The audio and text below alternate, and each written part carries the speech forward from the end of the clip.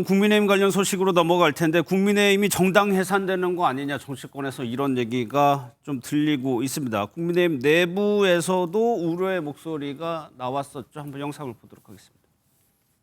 오늘 내란 특검법을 통과를 시켰습니다. 지난번 비상계엄의 진상규명에 관한 법률인데 이게 내란 특검법이라는 게 통과됐어요. 이거는 우리 당도 내란 세력으로 규정할 겁니다. 그래서 이건 내란 정당은 위헌으로 해산될 수 있습니다. 당도 지금 해산 위기에 와 있습니다. 김문수 전 장관의 발언은 직접 들으셨고 홍준표 전 시장도 오늘 SNS에 곧 정당 해산 절차에 들어갈 것이다라고 썼습니다. 각자 도생할 준비를 해야 한다. 물론 홍 전 시장은 지금 탈당을 한 상태이긴 합니다만 바로 공통 질문을 한번 드려볼게요. 왜 김문수 전 후보도 그렇고 홍 전 시장도 그렇고 국민의힘에 가까운 분들이 속해 있는 분들이 왜 이런 해산론을 얘기를 하고 있는지 정광재 대변부터 좀. 그래서 홍준표 전 대구시장 같은 경우에는 이제 6월 중순이면은 하와이에서 한국으로 돌아온다고 했잖아요. 예. 관련해서 정계 개편이 이루어지지 않으면 본인이 활동할 정계로 복귀할 공간을 마련하기가 쉽지 않기 때문에 이런 것들로 이 정계를 한번 흔들어 보겠다라는 뜻이 숨어 있지 않을까 저는 개인적으로 그렇게 추측해 보고요. 김문수 전 후보가 얘기했던 것은 본인이 대선 후보로 확정된 이후에 불과 며칠 만에 특히 새벽 시간에 이루어진 후보 교체 시도가 민주적 정당으로서 기능을 했느냐 그렇지 못했다라는 문제 제기를 하기 위해서 이런 얘기를 한 것 같아요. 예. 또 나머지 이런 그 내란과 관련한 혐의에서 자유로울 수 없는 분들이 있다라는 우려까지 당에서 나오는 거 있는 걸 보면 이 부분에 대한 우려의 목소리는 계속 커지고 있는데 저는 그렇더라도 지금 출범한 이재명 대통령이 야당과 협치하고 통합하겠다라고 했는데 야당을 협치의 대상, 대화의 대상이 아니라 전쟁에서 제거해야 할 대상이라고 생각하고 위헌정당 소송까지 할 것이다라고 예상하지는 않습니다. 그러나 그런 부분에 대한 위기감이 있다는 것은 그만큼 우리 당이 환골탈태하고 개혁하지 않으면 뭐 위헌정당 소송이든 아니면 유권자의 선택이든 이런 과정 통해서 도태될 수밖에 없다는 위기감을 가져야 한다고 생각하고요. 예. 그런 쇄신의 목소리가 당 내외에서 분출돼야 하는 시점이다. 이렇게 판단합니다. 실제로 당내에서는 그렇게 가능성이 높다고 보지는 않는다는 말씀이시죠? 실제 뭐 정치적 가능성을 얘기하는 분들은 있지만 그것이 현실화될 가능성은 적다는 거죠. 그럼 박 의원께서는 어떤 이유로? 근데 저는 조금 과한 기호인 것 같아요. 예. 그러니까 이제 국민의힘 내부의 위기감의 표현이고 특히 이제 홍준표 전 시장 같은 경우에는 이대로 가면 이재명 정부가 그렇게 나와도 속수무책으로 우리 당할 수밖에 없다. 예. 근데 이런 일종의 이제 경계심을 말씀을 하신 건데 우리 그 헌법의 정당 해산 제도라는 거는 정당을 해산시키기 위해서 만든 제도가 아니고 권력자가 임의적으로 정당 해산하는 것을 막기 위해서 만들어진 제도입니다. 이게 이제 독일하고 우리하고 헌법에 있는 제도인데요. 과거 이제 독일 바이마르 공화국 말기에 나치 세력이 나치 이후에 모든 정당을 다 해산시켰던 그런 전례가 있거든요. 예. 그런 걸 막고자 이게 이제 전후에 독일 헌법에 포함된 조항이고 우리도 마찬가지 취지에서 그 조항을 둔 겁니다. 예. 그러니까 우리도 이제 통합진보당 해산 경험이 있잖아요. 내란선도 그렇죠. 했다는 이유로 그거는 헌법상의 정당 해산 제도를 굉장히 악용한 박근혜 정부 때의 케이스예요. 그래서 정당에 대한 그 평가와 심판은 선거를 통해서 유권자들이 국민들이 내리는 겁니다. 예. 그러니까 이번에 이제 국민의힘이 내란에 동조한 그런 행위를 한 모습들이 있고 또 내란 이 주범을 두둔하고 이랬던 어쨌든 국민들이 보기에 문제 삼을 만한 그런 그 행적들이 있고 또 한밤의 후보 교체가 우리 헌법의 8조 2항에 정당을 민주적으로 운영해야 된다는 그런 헌법 조항과 배치된 측면도 있습니다. 그럼에도 불구하고 그런 걸 사유로 정당 해산을 쉽게 하면 안 된다는 게 우리 헌법의 정당 해산 제도입니다. 때문에 헌법재판소에 가서 심판 제도를 두고 그 심판 제도를 통해서만 정당 해산을 할 수 있는 도록 만든 장치여서 저는 뭐 그런 걸 사유로 이재명 정부에서 정당 그 해산 심판에 나설 리도 없을 뿐만 아니라 설사 정당 해산 심판에 나선다고 하면 여론은 오히려 거꾸로 역풍을 맞을 수도 있어요. 때문에 그렇게 쉽사리 그런 식으로 정당 해산에 나서지 않을 거라고 보고 국민의힘이 내부 결집용으로 그런 위기감을 말씀하시는 건 좋은데 너무 지나치게 이 과한 해석을 할 필요는 없고 과한 기우나 과한 해석을 할 필요는 없다고 예. 생각합니다. 그러니까 김문수 전 후보가 얘기하는 거는 내부 결속용이라는 말씀이시죠. 그러니까 사실 뭐 통합진보당이 해산된 사례가 있습니다만 통합진보당과 국민의힘은 뭐 상황이 많이 다르기도 하고요. 실제로 어떻게 흘러갈지를 봐야 되는데 사실 이 부분에 대해서는 민주당에서 뭐 앞서 여러 말이 나왔던 내용이죠. 한번 들어보도록 하겠습니다. 내란 음모죄, 내란 선동죄의 현행범들은 권성동 원내대표를 위시한 국민의힘 의원들이고 정말로 위헌정당 해산 심판을 받아야 될 정당은 국민의힘 아닙니까? 내란 비호 망언 제주에 힘을 쏟기보다 내란 수괴를 징계하고 조용히 참여하는 게 국민의힘의 미래에 더 도움이 될 것입니다. 근데 박 의원님, 박홍근 의원이 정당법 개정안을 낸 거를 보면은 이게 가능하도록 일단 개정 발의를 한 상황이에요. 이게 뭐 발의됐다고 해가지고 다 통과되는 건 아니죠. 그렇죠. 뭐 발의됐다 그래서 통과되는 게 아니고 예. 이 굉장히 논란이 있을 수밖에 없는 이 법안 내용이고요. 예. 그리고 이게 이제 헌법재판소에 아마 또 위헌성 다툼의 대상이 될 겁니다. 저런 법 개정을 만약에 한다면. 근데 저는 이 법을 통과시키지 않을 거라고 보고요. 지금 이재명 정부가 어쨌든 국민통합 차원의 국정 운영을 하겠다. 야당과도 대화하고 소통하겠다. 예. 그 얘기는 야당을 정치 파트너로 인정하겠다는 얘기잖아요. 예. 근데 그렇게 얘기하면서 정당해산 심판을 청구한다면 그 모순되는 거 아닙니까? 그렇죠. 그리고 그게 좋은 결과를 가져오지 않을 거라고 봐요. 그러니까 물론 이제 국민의힘이 스스로 어쨌든 내란 세력과 단절하고 예. 그 잘못된 과오를 성찰하고 혁신해야 될 책임이 있습니다. 근데 그걸 국민의힘이 스스로 하지 않는다 그래서 그걸 정당 해산 심판을 통해서 강제하겠다. 이건 좀 맞지 않는 방식이고 예. 그렇다면 국민들이 선거를 통해서 또다시 심판할 거다. 그러니까 국민의힘도 지금 정당 해산을 걱정할 때가 아니고 여전히 이 성찰하고 반성하고 변화하지 못하는 예. 자중질환과 사분 오열에 휩싸여 있는 그 모습을 저는 객관적으로 지금 평가하고 혁신하기 위한 노력을 해야지 지금 뭐 이재명 정부에서 정당 해산 심판이 나서지 않겠냐라는 식의 의심이나 예. 지나친 위기감을 조장할 필요 없다라고 예. 생각합니다. 우리 정당이 김문수 후보를 이번 대통령 선거에서 후보로 선정한 후에 비록 이재명 대통령에게 패배하긴 했지만 41.15%의 득표를 기록했습니다. 그리고 투표 결과 보셨으면 동서로 나뉜 그림 보셨을 겁니다. 예. 동쪽은 빨갛고 서쪽은 파란 그림. 그럼 지금 우리가 남북으로 분단된 상황에서 다시 동서로 이렇게 갈려져 있는데 그러면 이 국민의힘을 뽑았던 그 41.15%의 사람들은 모두 위헌정당을 지지한 국민으로 알고 이 사람들을 배척하겠다면 우리나라 대한민국 정치가 돌아가겠습니까? 예. 저는 박홍근 의원이 대표 발의한 법안은 글쎄 뭐 상징적인 의미로 본인이 이렇게 선명성 있게 의정 활동을 하고 있다라는 이미지는 줄 수는 있겠지만 현실적으로 야당과 전혀 대화하지 않으려는 메시지를 주는 그 성격이 더 강하기 때문에 예. 스스로 철회해야 하는 법안이라고 생각합니다. 예. 그럼 이제 국민의힘 내부 상황도 들여다 보겠습니다. 사실 오늘 의총이 예정돼 있었는데 이 의총은 취소됐고요. 오전에요. 서울 고등법원 앞에서 의원총회 개최를 했습니다. 그 영상부터 보겠습니다. 조작이라고 주장하면서 뒤에서 모든 재판을 국민의 저항이 시작됩니다. 5천만 국민 어느 누구도 피해갈 수 없는 사법부의 엄정한 심판을 이재명 단 한 사람만 피해갈 수 있는 나라는 공정한 나라가 아닙니다. 이재명 대통령이 탐했던 권력의 진짜 목적은 국가도 국민도 아니라 오직 자신의 사법 리스크 방탄이었음이 적나라하게 드러나고 있습니다. 보신 것처럼 한 목소리를 내긴 했지만은 당내 갈등은 계속되고 있죠. 정광재 대표 원래 이 시간 의총이 예정돼 있었는데 네. 권성동 원내대표가 이걸 취소한 거죠. 권성동 원내대표가 이 의총 40분 전에 예. 취소했다라는 문자 메시지를 의원분들에게 돌린 것으로 확인을 했습니다. 예.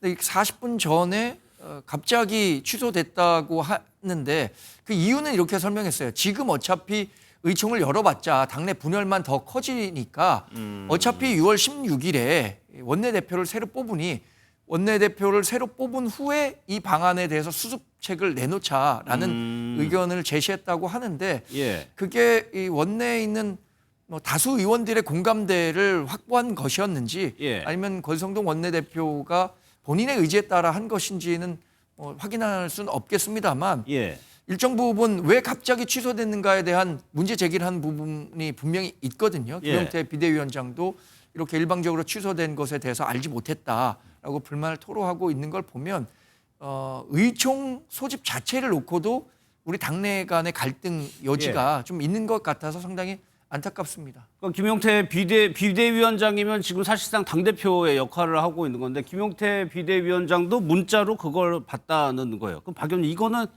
뭔가 소통을 넘어서 조금 막 충돌을 하는 뭔가 있는 거 아니냐는 좀 해석도 나올 수 있을 것 같거든요. 글쎄요, 여전히 이제 뭐 당내에 그런 이전 투구 양상이 계속되는 게 아닌가 싶고 장시간 마라톤 의총을 했는데도 지금 출구를 못 찾고 예. 있지 않습니까?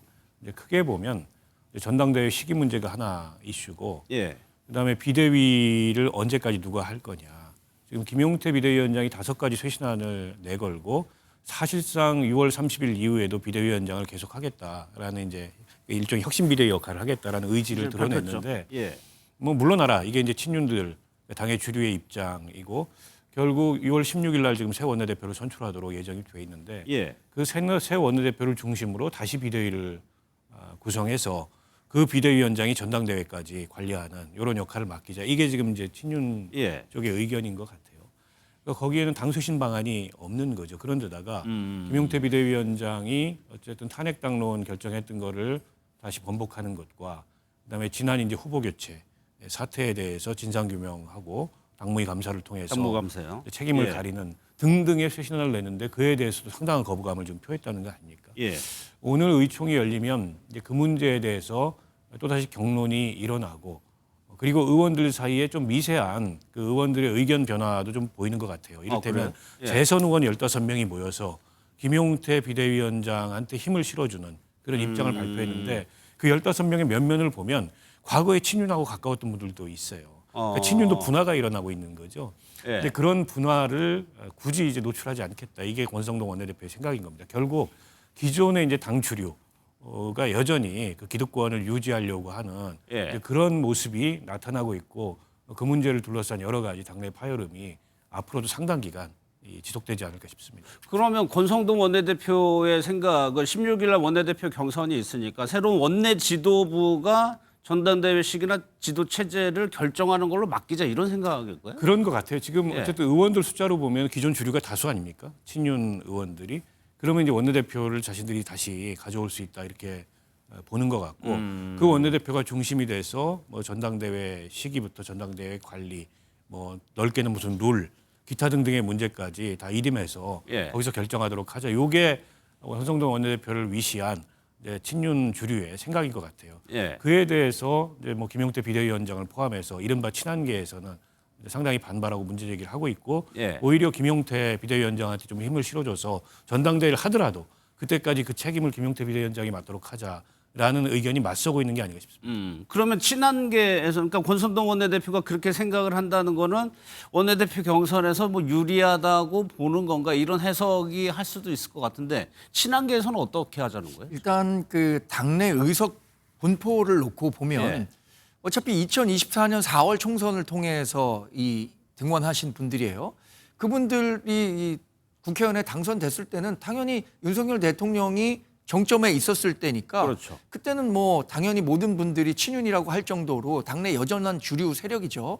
근데 저는 사실 지금 친윤이라고 하는 분들이 그대로 친윤으로 존재한다라고 생각하지 않습니다. 예. 오히려 한동훈 전 대표와 가까운 친한계가 있고 비한계 의원들이 좀 있다고 생각하는데 비한계 의원분들은 원내대표를 본인들이 가져가고 그러면 이제 김용태 비대위원장의 임기가 6월 30일에 원래는 끝나게 되거든요. 예. 김용태 비대위원장의 임기가 끝나면 원내대표를 중심으로 해서 다시 비대위를 구성하든 어떤 식으로든 당의 전열을 먼저 정비하는 것이 우선이다. 그 다음에 전당대회를 개최하는 방안을 추진하고 있는 것으로 보이기 때문에 예.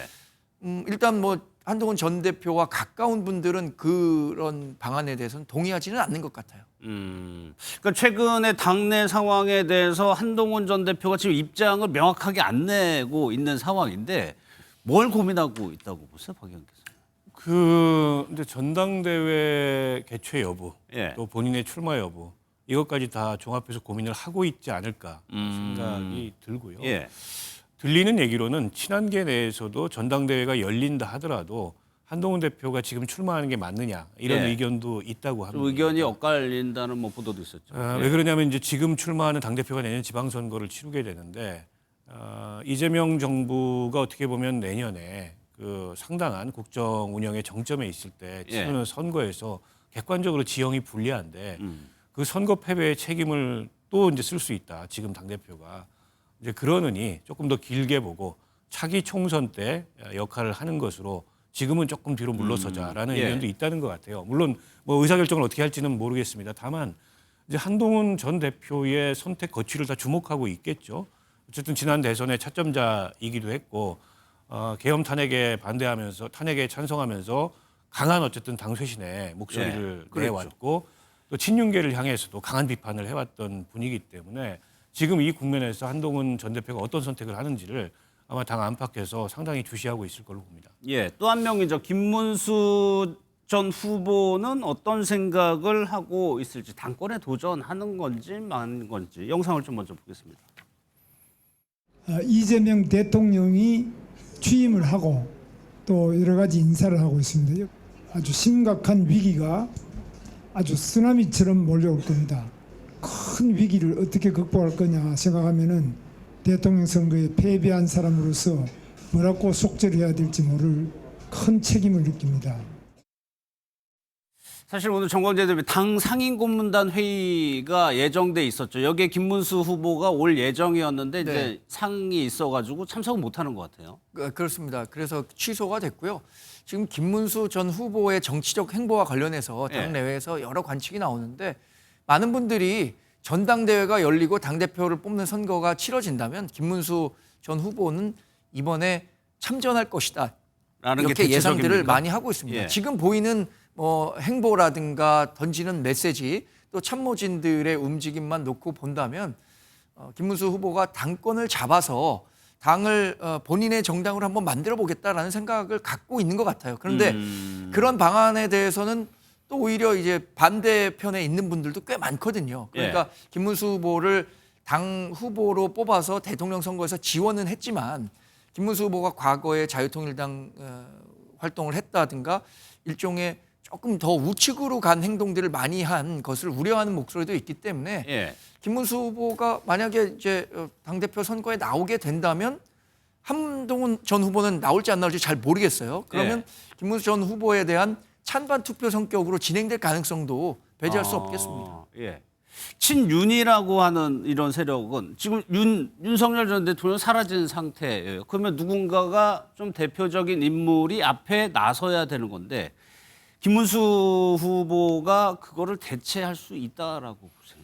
그게 이제 정확하게 아직 입장 정리가 된 것 같지는 않습니다. 예. 이제 김문수 후보가 대선 후보였고 또 전국적인 선거 캠페인을 했기 때문에 차기 당대표 출마한다면은 유력한 후보 중에 한 분인 건 맞으나 예. 당내 기반이 그렇게 두텁다고 보기는 어렵거든요.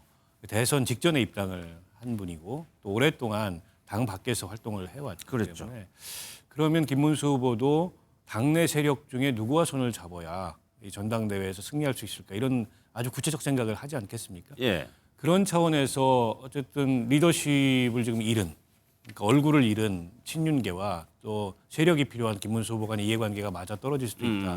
이런 관측이 나와요. 근데 양측 사이도 그렇게 예. 원만하진 않습니다. 왜냐하면 친윤이 중심이 돼서 한밤에 후보 교체를 시도했었잖아요. 예. 그에 대한 앙금도 좀 남아 있을 거예요. 김문수 후보로서는. 때문에 그 이제 이 양측의 관계가 어떻게 형성될지 모르겠습니다만 예. 지금 국민의힘 안팎에서 그 나오는 얘기를 종합해 보면 김문수 후보가 당권 도전 가능성이 유력해 보이고 만약 당권 도전을 한다면 결국 친윤의 손을 잡고 하지 않겠냐. 이게 이제 요즘 그 국민의힘 안팎에서 나오는 관측인 것 같습니다. 예, 정광재 대표께 하나만 마지막으로 여쭤볼게요. 결국에는 김문수 후보하고 한동훈 전 대표가 전대에서 붙을 것이다. 이런 전망에 동의하세요?